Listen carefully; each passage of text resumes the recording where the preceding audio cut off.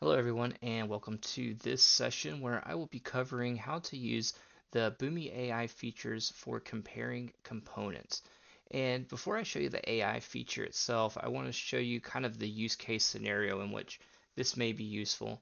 So here's a basic process in which I'm gathering data from a disk, mapping it from a CSV format or a flat file format to a database format, and then sending it to a MySQL database.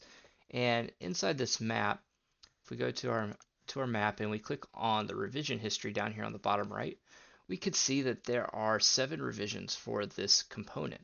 And so several changes could have happened. I could have changed mapping elements from point A to point B, or I could have changed map functions, things like that.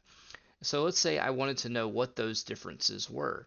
I could see, like I say, we can compare any 2 revisions we want, and the only piece of information we need here is this component ID.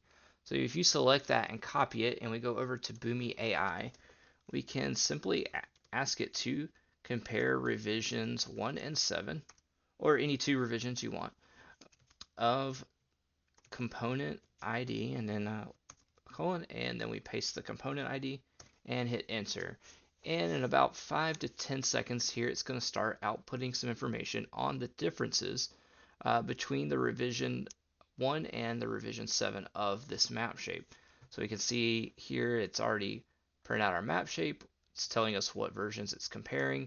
Gives us an overall summary of what has changed, what additions were made, what modifications, and what deletions were made. And that's pretty much it. You can use that with almost any integration shape. And again, all you need to do to compare revisions is tell it what revisions you want to compare and click the bottom right down here to get your revision history and your component ID. Hope this helps. Have a great day.